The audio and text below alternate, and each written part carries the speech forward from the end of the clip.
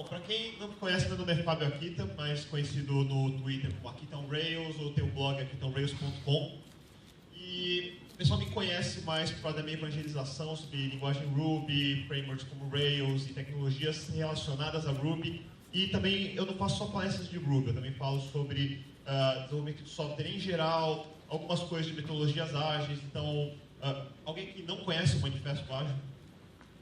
Ok, pelo menos precisa conhecer. Eu não vou perguntar se alguém leu, mas a maioria não leu exatamente. Considere que não é só essa parte, tem mais de uma. E está fazendo 11 anos agora, então esse assunto de agilidade é um assunto que tem uma série de polêmicas, todo mundo agora está querendo ser ágil, todo mundo quer implementar processos. Isso vai ser assunto de uma outra palestra, não vou ficar batendo muito nesse cara por enquanto. Outra coisa que muita gente imagina o Fábio Akita como desenvolvedor Ruby, então o pessoal fala, bom, é um cara de Ruby. Bom, a minha história, na verdade, com tecnologia em geral começa há bastante tempo. Quantos aqui são estudantes de ciência da computação, sistema de informação, alguma coisa do tipo? A grande maioria, legal. Então, considera assim, em algum livro de história vocês vão ver sobre os anos 80, começo dos anos 90, enfim, eu lidei com diversas plataformas nesse meio tempo, considero que os seus próximos 20 anos vão ser parecidos com esse, espero, ou melhor ainda, na verdade, porque agora vocês têm bem mais recursos. E durante esse tempo todo eu trabalhei em diversos tipos de indústrias diferentes, desde desenvolvimento de pequenos softwares para escritórios, para controle de estoque, coisas do tipo. Lá nos 80, anos 90 eu passei muito pela parte de produtoras, multimídia, o web estava começando, desenvolvimento web iniciando. Então começou as primeiras startups, naquela época as bolhas estouraram, depois das primeiras startups. Entrei no mundo corporativo, SAP, Java, assim por diante.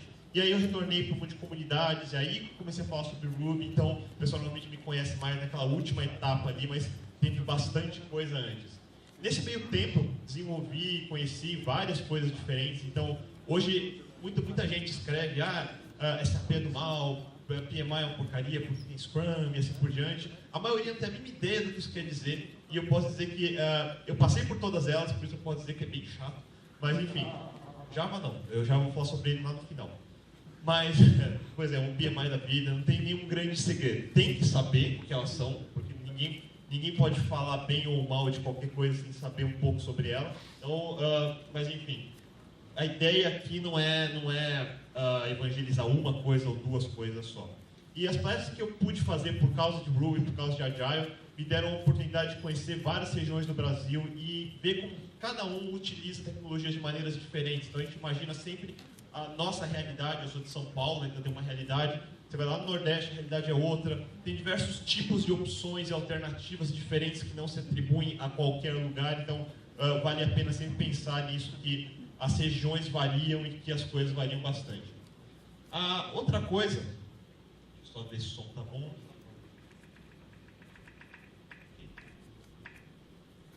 Outra coisa é que nesse exato momento, eu dormi bem pouco.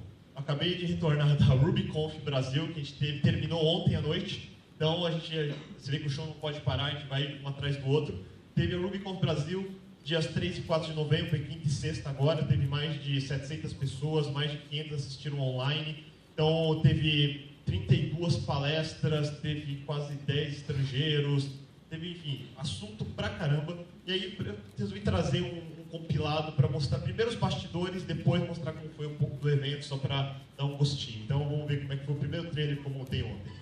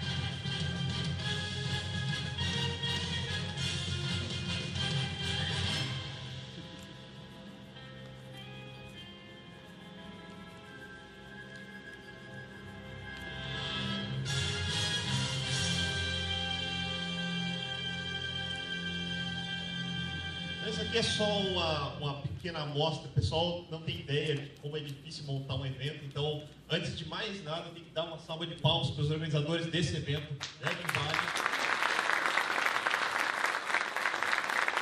o seguinte, vocês viram os bastidores do que é uma produção de uma RubyConf. Um evento para 700 pessoas, 2 dias, 2 tracks paralelos. Enfim, é trabalho pra caramba. Então, se em algum momento aqui eu der uma tropeçada, ou se eu cochilar, alguém me acorda, por favor, mas eu tô nesse ritmo agora. E eventos locais também tem que ter apoio, tem que ter pessoas vindo. É difícil porque é uma coisa que o pessoal faz porque gosta de fazer, e essa parte é importante. Então, eles estavam lá com a gente, lá na RubyConf, penso que eles voltaram para cá para organizar tudo. Então, é bem difícil fazer isso funcionar direito. E mais do que isso, a gente também tem... inclusive isso aqui, só para quem está olhando, esse Eventions, eles gravaram todas as palestras. Então, quem quiser assistir como foram as palestras, depois tem mais de 30 palestras para vocês poderem assistir online. Estão disponíveis todas elas agora, já nesse instante, vocês podem baixar os slides, enfim. Então, quem não foi, pode dar uma assistida em como foram os temas. Eu vou falar um pouquinho mais sobre ela lá no final, porque tem a ver com a conclusão. A outra coisa é que, além de estudar tecnologia, além de falar sobre tecnologia, além de organizar evento, a gente também tem que trabalhar. Então, outra coisa que recentemente eu criei uma empresa chamada CodeMiner, que é uma consultoria de software lá em São Paulo. A gente está atendendo startups, empresas com novas tecnologias, Ruby, iOS, que vocês acabaram de ver, então novas tecnologias em geral. E a ideia é criar novos serviços, novos mercados e novas oportunidades. Então, quem estiver interessado em conhecer um pouco mais, depois entra em codeminer.com. Aí Ruby on Rails. Ruby on Rails, que é um dos temas, e eu não vou explicar o que é o Ruby on Rails, de onde ele veio, para onde ele vai. A gente pode depois fazer bastante perguntas e respostas sobre isso. Mas, falando de Rails, falando de desenvolvimento web em geral, uma definição de sistemas web são sistemas distribuídos. Então, a ideia é que eu quero falar um pouquinho, bem superficialmente, porque é uma palestra, mas sobre sistemas distribuídos em geral. E a ideia é que, do ponto de vista do usuário, eu quero interagir com o sistema como uma coisa única e coesa. Eu não sei se tem 100 servidores atrás, se tem 2 data centers, se tem 4.000 sistemas, 10.000 sysadmins ali atrás, enfim. Para mim, é uma tela, é um sistema, é uma aplicação, é como se fosse uma única coisa coesa. E o desafio em desenvolvimento de sistemas web altamente escaláveis é criar sistemas que tenham essa coesão e coerência entre elas. Então, sistemas distribuídos é um tema importante, principalmente agora para o futuro, que sistemas são cada vez maiores. Antigamente, só os muito grandes falavam de distribuição, escalabilidade. Hoje em dia, cada nova startup tem uma possibilidade de se tornar um próximo Google, próximo Foursquare, próximo Facebook, enfim. E sistemas dali, na gama toda de quantidade de pessoas que existem.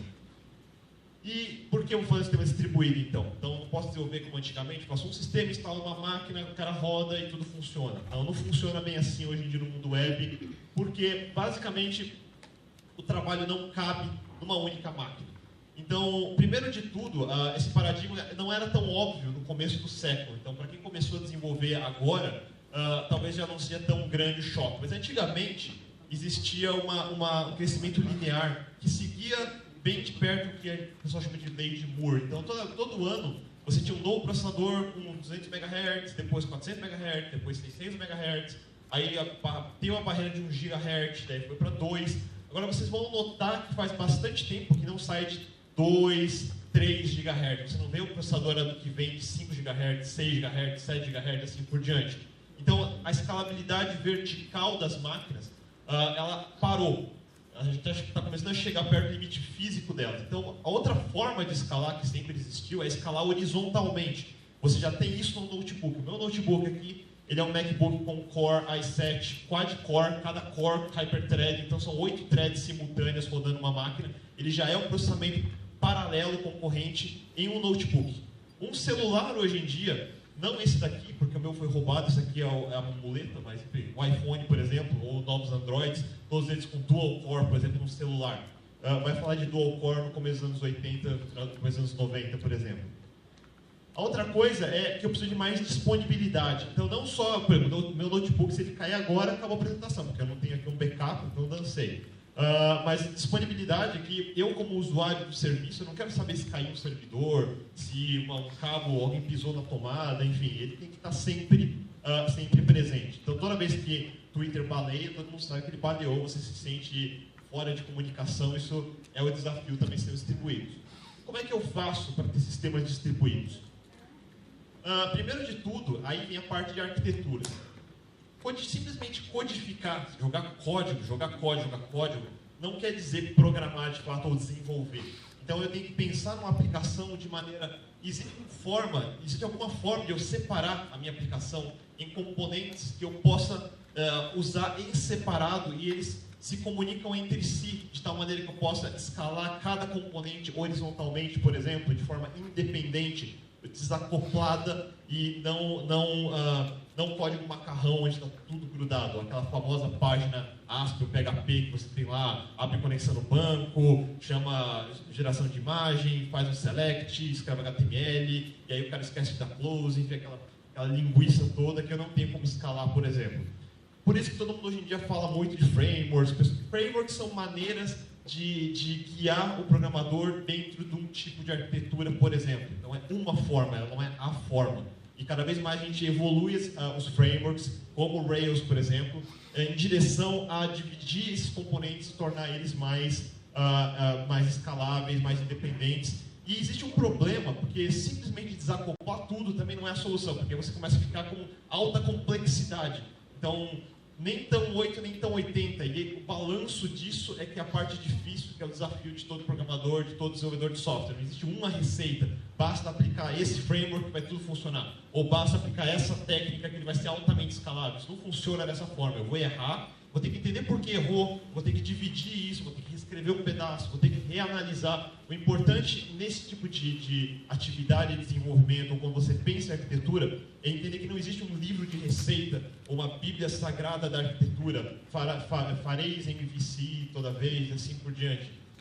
Não colocarás toda a sua lógica no controller, e assim por diante. Não existe os 10 mandamentos da arquitetura. Existe o seguinte: não existe final de um software. Existe entrar em produção, existe avaliar o que está acontecendo, existe dividir o seu problema e criar novas soluções. Um Rails, por exemplo, ele é mais ou menos dividido nessa arquitetura, vamos dizer, de alto nível, nessa abstração. Então, uma aplicação Rails é uma aplicação web. Então, Rails não é para mobile. Tem gente que ainda me pergunta, dá para rodar Rails no mobile? Não, não dá. Ele é uma aplicação web e foi feito para tal. E começa do browser, onde você digita lá o URL da aplicação. E, enfim, essa aqui é a parte que é a aplicação Rails em si. Você tem uma requisição web, então HTTP, todo mundo tem que saber o que é um protocolo. Você não tem como desenvolver web sem saber o que é um protocolo. Só porque o framework abstrai o protocolo não quer dizer que você não precisa saber o que isso significa. Mas, enfim, a requisição ele cai em algum web server, todo mundo conhece Apache, hoje em dia acho que a maioria conhece Nginx, assim por diante. Daí esse cara joga para a aplicação em si.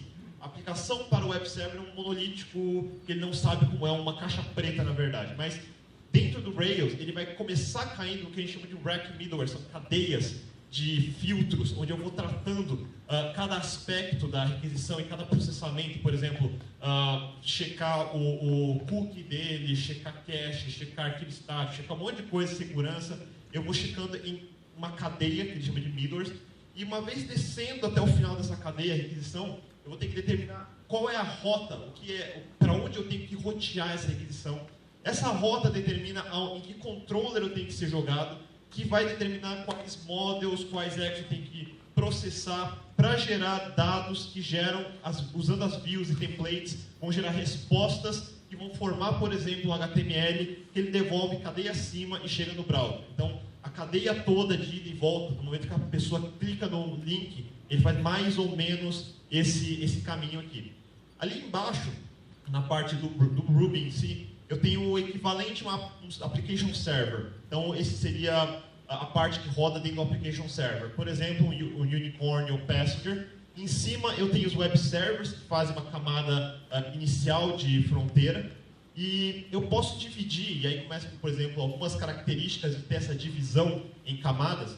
Eu posso começar a escalar cada componente de forma independente e horizontalmente. Por exemplo, lá em cima, na parte web, que não tem nada a ver com o Ruby em si, eu posso escalar o web server usando HAProxy, load balancing, que o pessoal fala. Então, eu tenho uma máquina suportando X mil conexões, já está num pico, não consigo mais consumir mais requisições dali. Eu posso colocar uma segunda máquina e um primeiro cara que vai balancear entre elas. Essa é uma das formas básicas de fazer isso. A outra coisa é que toda resposta para múltiplos usuários, por exemplo, às vezes é a mesma. Eu não preciso toda hora processar tudo de novo. Por exemplo, posso usar um cache e usar configurações eficientes em protocolo para que ele fique num varnish, por exemplo, uma camada de cache. Ali embaixo, no banco, às vezes eu não preciso ir toda vez fazer o mesmo select no banco, sabendo que a resposta vai ser sempre a mesma dentro de um período de tempo. Então eu posso colocar dentro do main cache, que vai fazer o cache desse tipo de coisa. Então, essa divisão me permite começar a pensar em quais pontos eu posso ou não colocar itens que podem melhorar a usabilidade da minha aplicação. Não quer dizer que isso é uma receita. Toda aplicação Rails tem que ter esses componentes, mas essa é uma das formas que eu posso usar para escalar essa aplicação. Agora, uma coisa que é uma característica de uma aplicação Ruby, que também é uma característica de aplicações em Python, em PHP, enfim, aplicações que não são Java e não são .NET. Então, primeiro de tudo, hoje em dia, no mundo web. O mundo Unix, e aí vale a pena entender a história dele, ele começa com o pessoal entendendo como funcionaria a arquitetura de um sistema operacional. E no sistema operacional Unix, algumas das fundações dele, por exemplo, são processos. Então, toda unidade de processamento é um processo. Hoje em dia, vocês conhecem processos e threads. Então, tem threads dentro de processo. Mas a unidade sempre foi processo. E as linguagens e plataformas que derivam desse paradigma costumam funcionar e escalar em forma de processo. Então, como que eu faço um processo escalar horizontalmente? Eu faço um fork dele e crio um segundo processo, por exemplo. Tem diversas... Eu estou falando bem superficialmente, mas, enfim, esse é o caminho básico inicial. Agora, como é que funciona, por exemplo, um Apache HTTPD, a versão primária dele? Você vê quantos processos estão rodando no servidor web, você vai ver N processos HTTPD.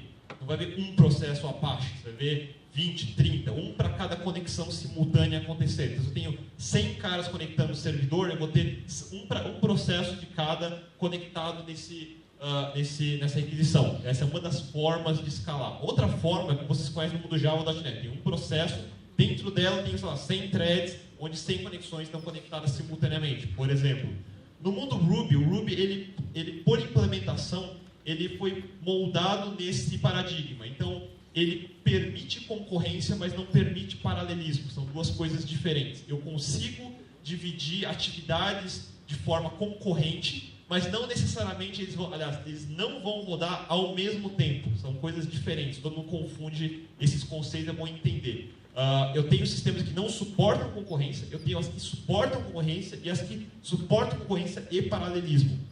Paralelismo eu não vou ter no Ruby. Como é que funciona, por exemplo, para uma aplicação Rails receber 10 pessoas ao mesmo tempo, ao mesmo instante? Não no mesmo segundo. No mesmo segundo posso ter milhares de coisas acontecer, mas no mesmo instante. Se eu tiver 10 caras, ou sei lá, aqui nesse exemplo, 6 caras ao mesmo tempo, mandando requisições, ele vai bater, por exemplo, no Apache configurado em processo. Hoje em dia Apache também tem threads, mas eu tenho o método de processo. Ele vai bater, vai conectar no servidor web, que vai enviar a aplicação Rails. Essa aplicação Rails, ele vai processar o que precisa ser feito nessa requisição, por exemplo, conectando um banco de dados.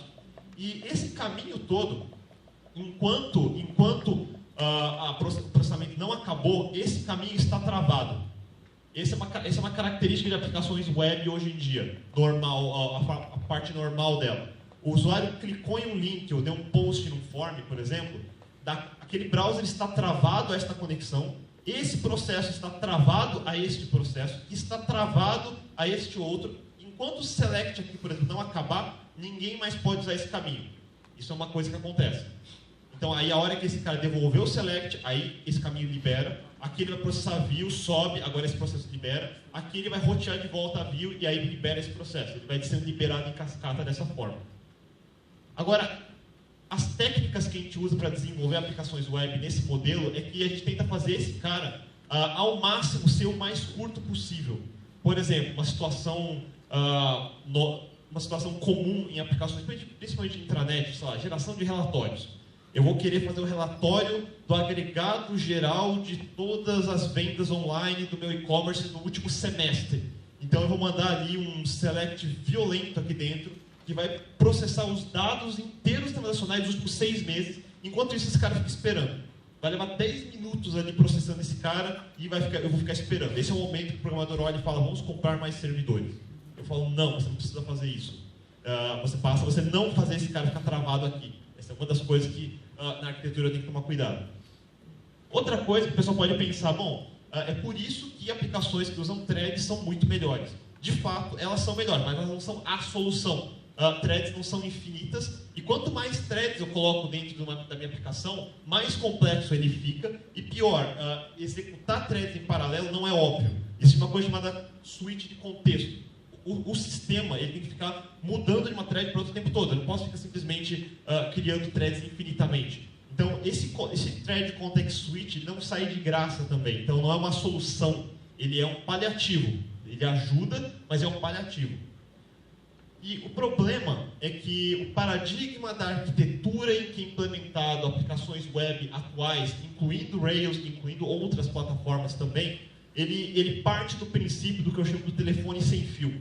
Telefone sem fio, o problema é que a hora que esse cara está falando com esse cara, essa linha está travada apenas a essa comunicação. Mesmo que os dois lados estejam não falando nada. Eu travo as duas linhas e não posso fazer mais nada. O problema é que a solução, na verdade, para isso já existe. E o modelo não é desconhecido, é um modelo bastante comum. Por exemplo, todo mundo talvez já tenha visto enviar cartas. Hoje em dia acho que ninguém mais envia cartas, mas enfim, é parecido com enviar e-mail, só que era em papel. Não sabe como é que é enviar carta. Existia uma época que as pessoas tinham uma coisa chamada caneta, que é um aparelho analógico, onde antes do teclado você digitava com a mão. Eu sei que isso é arcaico, mas enfim. Eu também já esqueci como é que usa isso, mas eu lembro ainda da minha época de criança. Enfim, eu quero me comunicar com alguém e não é por telefone. Eu escrevo uma carta, por exemplo, endereço, alguém vai enviar em algum momento, não é logo que eu terminei de escrever, alguém vai entregar essa carta e alguém vai ler essa carta em algum outro momento seguinte que eu também não sei qual é. Ele não é um tempo constante, determinístico, real, fechado. E essa pessoa vai responder quando quiser. Então, enviar e-mail é parecido. Quando eu envio e-mail, não é como um MSN, que eu escrevo uma mensagem, isso desgraçado não aparece na escritura escrevendo, eu já ligo para ele, pela puta, você não está vendo minha mensagem. Ou eu mando SMS para ele, porra, você não está vendo MSN, mas enfim. Existia uma época que a comunicação durava mais tempo. E essa comunicação é interessante porque nenhuma das pontas fica travada a essa comunicação. Então, a pessoa que escreveu não está travada esperando a outra responder. A pessoa que entrega não está esperando a outra responder. Então, essa comunicação não trava ponta a ponta. E esse conceito é a principal fundação de como é que eu faço uma nova arquitetura, onde eu troco essa conexão ponta a ponta pelo que a gente chama de envio de mensagens e efeitos assíncronos. Então, uma frase que tem no livro The Effective Go é: não comunique compartilhando memória. A forma mais fácil de você fazer paralisia de concorrência é você ter a mesma memória compartilhada de múltiplas threads, por exemplo. Então, tem um processo com um espaço de memória, todas as threads vêm, todos os globais ali, e aí eu tenho que ficar fazendo um monte de gambiarra para fazer, para que um não escreva em cima da memória do outro, enfim. Em vez de fazer isso, e é isso que no Unix funciona dessa forma, compartilhar memória por comunicação. É que nem a gente, cada pessoa. Como é que eu compartilho uma memória de uma pessoa para outra? Via uma mensagem e eu falando, enviando uma carta, assim por diante. A gente não tem cérebros grudados um no outro, não seria muito eficiente fazer isso. Mas os programas são feitos dessa forma. Então, toda vez que eu vejo um programa monolítico, multithread, compartilhado globais, eu fico pensando numa árvore de cabeças grudadas uma na outra, cada uma compartilhando memória. Não é bonito de se ver isso, também não é bonito no código. Notificações e eventos assíncronos, vocês já devem estar acostumados. Toda vez que você está lá trabalhando, você recebe algum notifier, alguém chamando no MSN, no Twitter, você escolhe se você responde naquela hora ou não. Normalmente a pessoa para de trabalhar para responder, mas enfim, isso costuma variar. E, por exemplo, o Twitter mesmo, agora falando em web especificamente, vocês vão ver que uma coisa que tem aparecido bastante, Facebook e Twitter são bons exemplos. Você tem uma página onde toda vez vão aparecendo notificações aqui. 2 novas threads, no meu wall apareceu 3 novas mensagens, alguém me xingou no Twitter e assim por diante. Aparece numa notificação. Agora, isso daqui, quando o pessoal começou a implementar esse tipo de notificação sem interação, ou seja, sem que alguém precise apertar um botão de refresh, a forma como o pessoal resolveu fazer esse refresh, normalmente, por exemplo, descobri que o JavaScript tem um negócio chamado set timeout. Vou fazer um timeout ali de 10 segundos, e toda vez que dá um timeout, eu dou um window.location, alguma coisa, que dá um refresh em cima, e aí eu carrego tudo de novo, a página inteira. É a maneira mais ineficiente e primitiva de se fazer esse tipo de coisa. Isso perturba ainda mais esse tipo de arquitetura. Porque se você coloca, se normalmente quando alguém já clica nas coisas, fazendo atividades, usuário diretamente interagindo, já gera uma quantidade de requisições simultâneas grande, que começa a pesar pra caramba aqui embaixo. Se eu ainda, além de tudo, criar aplicações que elas sozinhas ficam fazendo requisições sem parar no meu sistema, cada vez mais esse cara aqui vai ficando pesado. Contrata mais 100 servidores, não tem problema, tá barato o servidor. Uma coisa interessante. Uma das palestras, por exemplo, que teve na RubyConf foi da Web Store da LocalWeb, a aplicação Rails, e ela era exatamente dessa forma. Foram fazendo lojas virtuais para clientes. Chegou um momento que, coloca mais servidor, coloca mais servidor, tinha, sei lá, 12 servidores, e não estou falando de servidor Dell, Xing Ling, qualquer coisa, estou falando de lâminas Blade em sistemas de alta densidade. A gente está falando de 11 servidores com dezenas de gigabytes, enfim. Mudando a arquitetura de como isso foi implementado, eu não estou falando de reescrever o software, estou falando de mudar uma parte desse componente lá em cima, eles trocaram de 12 servidores para 1. Então a gente está falando mais ou menos desse tipo de diferença quando você começa a pensar um pouco no software em vez de só acrescentar hardware em cima dele. Uma das formas, e a forma que mais tem aparecido em diferentes tipos de implementação, é a implementação do que a gente chama de reactors e eventos assíncronos. A ideia é que eu tenha múltiplas conexões simultâneas acontecendo e um único processo atendendo esses caras de ponta a ponta. Agora, qual que é o segredo desse cara aqui? Esse cara, sem threads, um único processo. Python consegue fazer isso, Ruby consegue fazer isso, obviamente Java consegue fazer, .NET consegue fazer. Então, isso não é específico de uma linguagem, isso é específico de como você implementa esse cara. E esse cara aqui, eu estou falando de colocar, dar fork de mais 100 processos, ou coloca 1000 threads simultâneos. Isso é pouco, isso é muito pouco. Em aplicações web massivas, eu preciso falar de centenas de milhares, não milhares simplesmente. Milhares é muito pouco. E a ideia aqui é que esse tipo de sistema foi justamente feito onde eu não consigo mais otimizar a minha aplicação para responder rápido. Então, um exemplo canônico desse tipo de coisa, o equivalente Hello World no sistema desse tipo, é um sistema de chat. Pensa no sistema de chat. Chat, eu tenho pessoas numa ponta, alguém escreve uma mensagem, eu não sei quanto tempo o desgraçado da outra ponta vai levar. Ele pode estar lá respondendo o Twitter do outro cara e me ignorando, vai ficar um tempão lá esquecendo. Mas a conexão tem que ficar lá toda hora esperando ver, e quando ele responder tem que aparecer na outra ponta. Então, são conexões longas, onde eu não tenho como determinar o tempo final dessa requisição. Não é clicar um link e voltar à página rápida. Várias implementações para isso existem. Nos últimos anos você vai ver várias implementações como um Comet da vida. Agora, no mundo HTML5, você deve ter ouvido falar bastante, e eu vou dizer que HTML5 é uma das coisas que mais dói no meu calo. Vocês vão entender isso quando tiverem que desenvolver aplicações, tem que ser compatíveis com IE, Firefox, com Chrome e assim por diante. É uma desgraça. Agora, dentro do HTML5, entre as várias funcionalidades que você tem ali dentro, uma delas tem esse símbolo. Ninguém sabe o que é isso. WebSockets, muito bem. WebSockets é provavelmente a tecnologia que tem o logotipo mais feio da face da Terra. Enfim, e uma especificação mais, enfim, mais em dúvida do que... Tem muitas mulheres aqui, não vou fazer piada. Enfim, ele não se decide como ele vai evoluir. Agora mesmo, acho que a última implementação de Firefox acabou de quebrar o protocolo de novo, enfim. O negócio ainda continua em evolução, mas é a promessa de futuro para esse tipo de arquitetura ponta a ponta, cliente-servidor. O WebSocket, só para dar uma ideia, como é que ele funciona? Quando você clica no browser, um link, ele abre uma conexão com o servidor e o browser espera para o processamento de tudo até que devolva e aí ele continua. Então, como você escreve um software normalmente. Pensa um software que você vai linearmente descendo. O WebSocket, a ideia é que ele abre uma conexão, mas ele não para o processamento do browser por causa disso. Outras coisas ao redor podem continuar funcionando. Aí, quando o servidor envia um evento para ele, o browser recebe esse evento e aí ele tem assinalado algum tipo de callback, que a gente chama, uma função JavaScript que é executada quando determinada mensagem chega do servidor. Então o WebSocket permite esse tipo de comunicação, onde eu não travo o resto do sistema esperando uma resposta.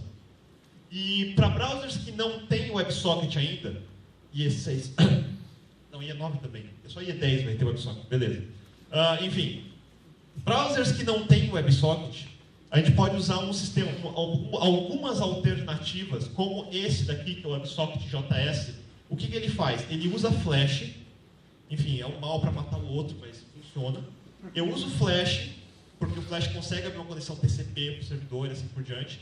E eu crio uma interface que é similar à do WebSocket. Daí eu posso, para mim parece que é um WebSocket, mas em alguns é nativo, em outros é via essa gambiarra. Funciona, razoável, tem alguns detalhes de Flash que são bem chatos, eu tive que já fui mordido por várias delas, uma delas se chama Cross Policy, depois eu vou descobrir o que é isso. E outra coisa é que, implementando a parte cliente funciona então dessa forma. Eu abro uma conexão, mas eu não fico esperando. O servidor também tem que ser dessa forma. Ele tem que receber essa conexão e não pode travar quaisquer outras conexões. O servidor também ele recebe essa conexão e pendura. A hora que eu tiver alguma atividade, aí eu pego de volta essa conexão e devolvo a mensagem para cima, e aí o browser recebe a mensagem e executa alguma coisa. E por isso, é como o exemplo, eu tentei achar uma foto, agora na nossa internet não pude colocar ali, mas um exemplo seria a fila de banco. Eu tenho 10 caixas, por exemplo. Eu só consigo, ou seja, com 10 caixas, ter 10 atendimentos simultâneos. Então, cada pessoa sendo atendida por uma caixa, eu só tenho 10 caixas, são só 10 atendimentos simultâneos. Eu quero ter 20, eu tenho que colocar 20 caixas ali. Outra forma é o atendimento usando senha. Então, é mais ou menos assim, você pega a senha, mas você não tem que ficar esperando na fila e ser atendido especificamente naquela ordem. Eu posso sentar nas cadeiras, posso tomar um café lá fora, para falar que perdi minha vez, tentar cortar, mas enfim. Eu posso pegar uma senha e ficar esperando. E o atendimento não vai ser necessariamente, e aí depende da implementação lá atrás, na ordem que chegou. De repente, alguém que demora mais tempo vai ficar separado numa ponta, todos os outros são mais rápidos, vão sendo atendidos mais rapidamente. Então, começa a ficar mais eficiente, eu posso otimizar de diferentes maneiras esse sistema de filas. Uma das formas de implementar o servidor, nesse caso, é usar um Node.js, por exemplo. Node.js, que é o sistema que mais vem sendo falado hoje em dia para desenvolvimento server assíncrono. E o Node.js, de fato, é um excelente sistema. Eu não tenho certeza que o Nando deve ter falado sobre isso hoje de manhã, que a gente falou do Apresenta. E o Node.js é um excelente sistema, vale a pena entender como ele funciona. Ano passado na RubyConf a gente teve palestra sobre isso. Então tem bastante material, tem muitas empresas já usando. No mundo Ruby, o pessoal fica assim, aquele, putz, mas eu vou ter que usar JavaScript. Então não pensa que é só o pessoal de Java que vai para Ruby e fala, putz, vou ter que usar Java. Não é só. O pessoal de Ruby também reclama dessas coisas. E, enfim, o Ruby, na verdade, tem uma alternativa chamada Event Machine. É a mesma coisa. E o mundo Python também tem Twisted, tem Tornado, tem Cyclone. Você tem diversos sistemas em outras diversas linguagens que implementam esse paradigma. Agora, isso tudo funciona porque quem implementou esse tipo de coisa não foram as linguagens, foi o sistema operacional. O mundo Unix e os sistemas operacionais que permitem o low level desse tipo de coisa para acontecer, e as linguagens de cima interfaceiam e funcionam. No caso do Event Machine, eu tenho implementação para Event Machine desse protocolo WebSocket. Então agora eu consigo fechar cliente-servidor usando o WebSocket e criar uma solução robusta, assíncrona, de alta escalabilidade, bem simples de usar. Um Event Machine em Ruby, ele roda dentro do Reactor, isso aqui inicia o loop do Reactor, e aqui eu tenho esses blocos, que são blocos que executam quando eu recebo um certo evento. Então no evento de WebSocket onOpen, ele vai executar esse cara e enviar essa mensagem de volta para o browser. Quando ele recebe um evento de onMessage, por exemplo, ele vai enviar essa mensagem de volta para o browser. E o browser vai receber a mensagem e fazer alguma coisa.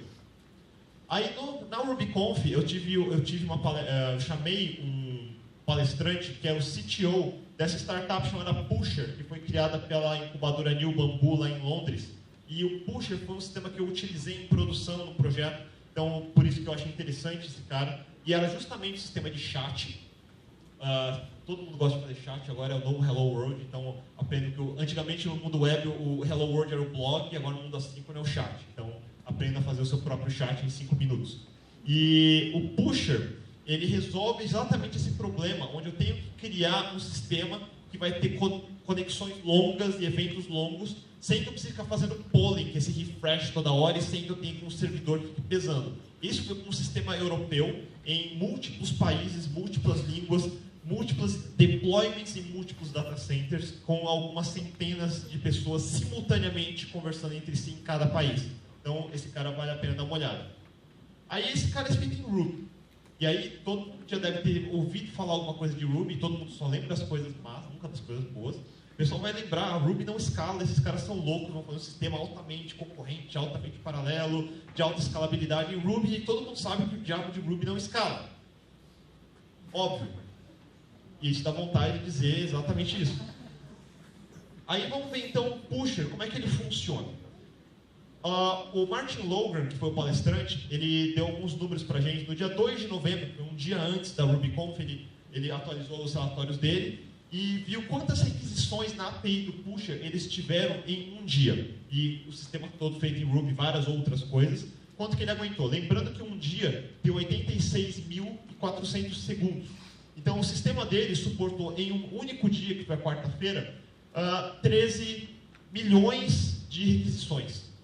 Divida isso por segundos, você vai ver quantas requisições por segundo eles estão aguentando lá. E desde que eles lançaram, não faz um ano e pouco, talvez, nem 2 anos, acho que 1 ano e meio, total de mensagens que eles já trocaram com os clientes deles já beira o 35 bilhões de mensagens já trocadas. E a latência, que é uma parte importante desse tipo de sistema, ou seja, eu envio a mensagem e a resposta que ele tem dado, qual que é esse tempo, descontando o tempo de tráfego na internet. O tempo de latência média, excluindo a internet, tem sido de 10 milissegundos, é mais ou menos o tempo médio que leva de processamento dessa mensagem. Ou seja, eles têm um sistema que tem latência baixa e que aceita quantidades massivas de conexões. Lembrando que requisições da API do Pusher são exatamente desse tipo, não é?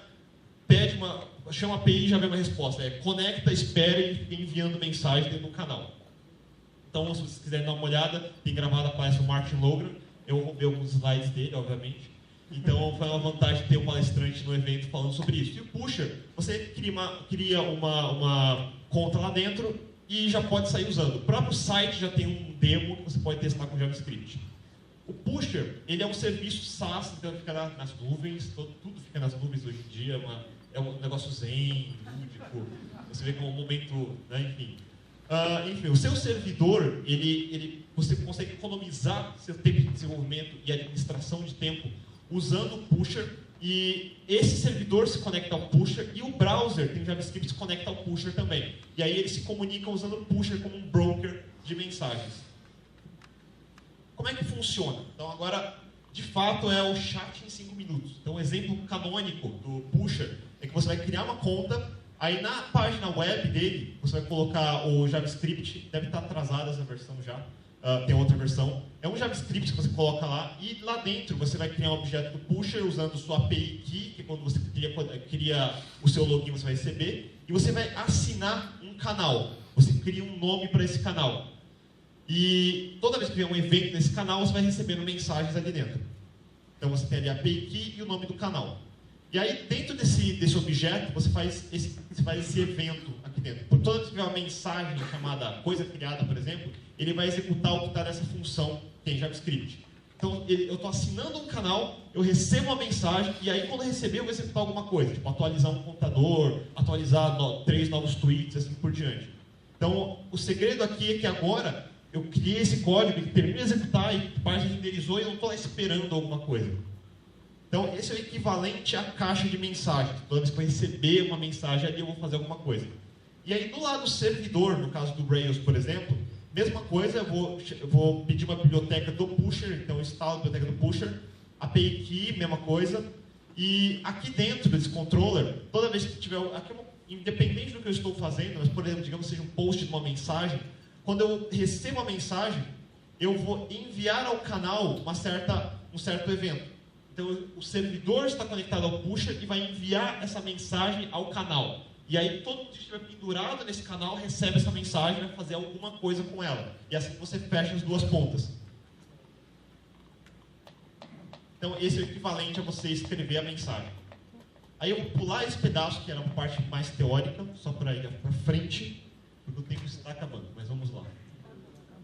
Blá, blá, blá, blá, blá, blá, blá. Aqui.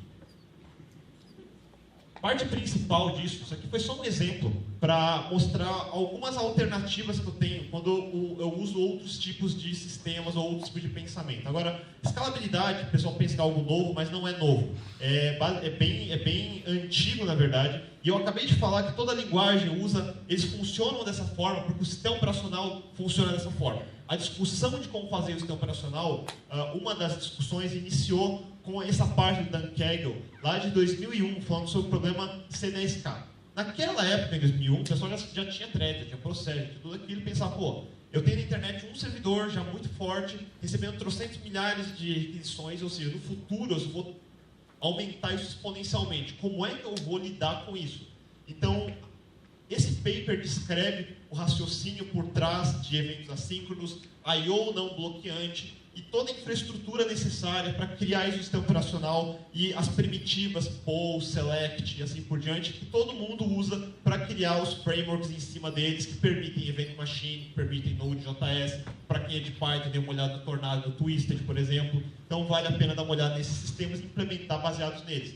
Não estou dizendo que é fácil, é um novo paradigma, ele não é mais linear, ele é assíncrono, ou seja, a ordem ali é difícil de prever. Então, a memória não é compartilhada e é troca de mensagens e aceite de mensagens e eventos. Então, resumindo, para sistemas de altíssima concorrência, o ideal hoje é considerar um event loop, como no Node.js, como o Nando mostrou no Presenta dele, ou Event Machine, ou usar um serviço que já implementa isso, como o Pusher. Você nem precisa implementar infraestrutura, você pode implementar usando um serviço já hoje em dia. Event Machine no Ruby, ele é o equivalente do Node.js, ele não é nem melhor nem pior, tem características diferentes para cada um deles. O ideal é pensar em troca de mensagens, não compartilhamento de estado. E tudo é uma troca de custo-benefício. Não tem uma resposta certa. Depende de qual é a minha prioridade, se eu posso gastar mais, gastar menos, implementar menos e assim por diante. E o principal é criar soluções criativas. Para criar arquiteturas de altíssima concorrência, não tem uma receita. Então, isso é uma coisa que eu gosto, porque todo mundo tenta implementar uma nova receita e não existe nisso. Então, só para fechar alguns pensamentos que eu sempre gosto de colocar, então aqui epílogo. Eventos como esse eu gosto pra caramba também, porque falam de várias coisas diferentes, não só uma linguagem. E uma coisa que eu gosto como desenvolvedor Ruby e desenvolvedor de outras linguagens é aprender coisas novas que façam sentido, que desafiem o meu skill de programação. Vocês acabaram de ver iOS, por exemplo, quando o pessoal vê Objective-C, todo mundo fala, pô, iPhone é legal, se não tivesse Objective-C. Eu falo, você está errado, Objective-C é uma excelente linguagem, eu acho ela extremamente elegante, e isso é vindo do desenvolvedor Ruby, então vale muito a pena aprender, eu gosto de programar Objective-C, mais do que muitas outras linguagens. E uma coisa que todo mundo pensa quando vem algum evangelista que tem um label escrito, por exemplo, o Fábio Akita é o cara de Ruby. Então, o Fábio Akita vai fazer um slide assim, vamos falar mal do Java. Eu sempre mostro slide, eu gosto de repetir isso, porque esta é exatamente a forma mais errada e ignorante de se falar de qualquer tecnologia. Nenhuma tecnologia ou qualquer coisa é boa porque a outra é ruim. Ela é boa porque ela tem coisas boas dentro dela. Ponto final. Não existe nenhuma outra alternativa a isso. Qualquer um que use esse argumento não sabe do que está falando. Então, esse é o principal. Pior de tudo, não é uma ideologia, não é uma religião, não é nada disso. Então, um evento como o RubyConf, por exemplo, que é o que eu estava falando de eventos e tecnologias, é um evento que fala de JavaScript, é um evento que fala de Ruby, é um evento que fala de Java, é um evento que vai falar de técnicas, usabilidade, front-end, interface, HTML5. É um evento de soluções. Programadores são provedores de soluções. Eles não são vendedores de Bíblia. O programador é vendedor de soluções. E mais do que isso, cada tecnologia não é um time de futebol, então não existe corintiano ladrão, palmeirense porco ou São Paulo viado. Enfim, não funciona esse tipo de argumento também. Na verdade, eu não faço a mínima ideia de por que o pessoal torce para o time, mas enfim, eu sempre costumo dizer que eu torço para o time que está ganhando, porque eu não vejo nenhuma outra vantagem nisso. E mais do que isso, mundo open source. Ruby, JavaScript, Python, hoje Java com OpenJDK, Mono com .NET. O mundo open source é um ecossistema onde você aprende coisas novas, onde você tem ali todo um pessoal interessado nas tecnologias. Muita gente não gosta de open source porque está pensando naquele esquema, pô, como é que eu vou ganhar dinheiro com isso e assim por diante.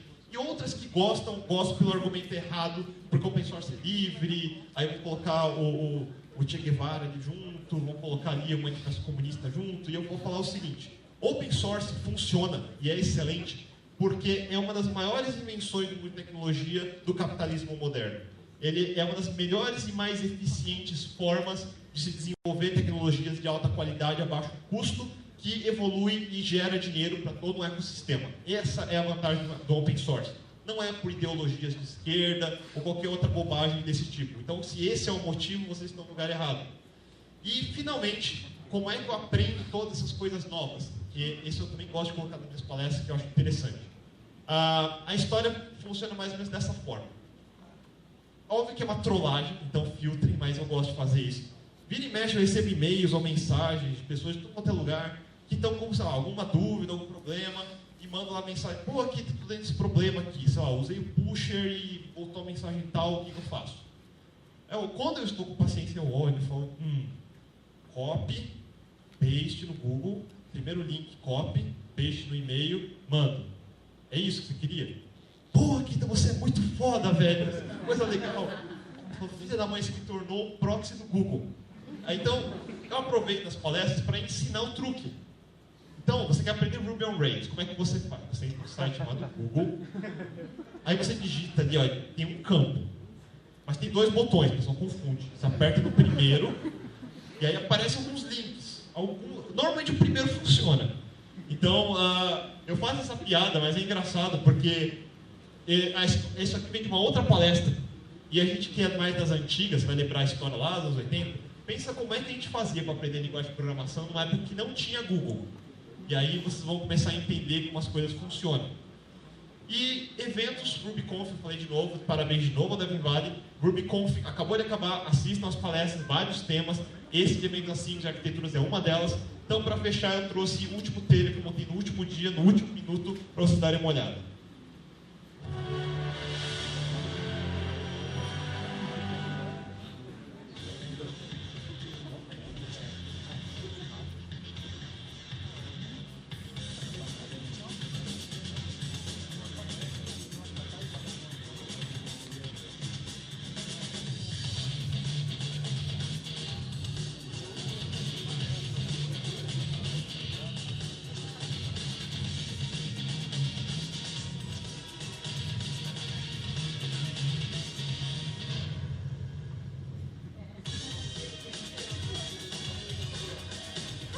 Aparece na RubyConf 2012. Obrigado por terem vindo e espero ter aprendido alguma coisa no meio do meu mau humor pós-evento. Mas enfim, acho que foi legal pra caramba.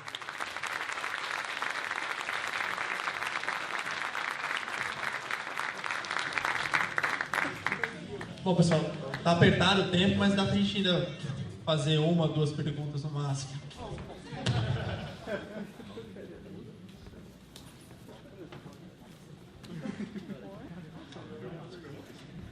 Não tenho medo do morto. Aqui, nos testes que você fez com o WebSocket e aquela outra solução paliativa com Flash e a solução nativa do Ruby on Rails, chegou a verificar se teve alguma diferença assim, muito gritante entre uma solução e outra de desempenho? Desculpa, a solução do quê? É que você falou que tinha feito um teste, talvez, ou implementação do WebSocket, do chat, e aí você fez com Flash o WebSocket.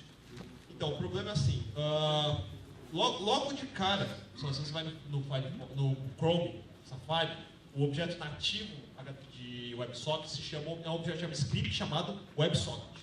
Por alguma razão, o Firefox tem algum problema de baixa autoestima e chama ele de Moz WebSocket.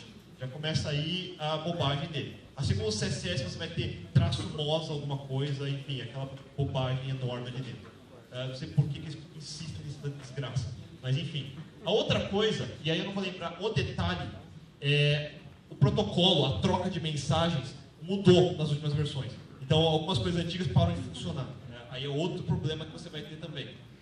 Outra coisa é quando você usa WebSocket usando browsers que não tem WebSocket ainda, IE da vida, por exemplo. Aí você vai usar o tal do Flash que eu falei. Um dos problemas que você tem, quando você tem, sei lá, um frame dentro do outro, vindo de dois domínios diferentes, você vai ter cross-domain policy. Né? Você vai ter problemas de troca de mensagem entre elas também. É uma coisa que no WebSocket simplesmente de um jeito, e no Flash você vai precisar de um serviço que joga uma policy do seu domínio, dizendo que você pode receber requisição de outro domínio, e a implementação é diferente também, você tem que tomar cuidado com isso. Eu não lembro agora das diferentes versões de Flash tinham comportamentos diferentes quando você usava esse WebSocket JS.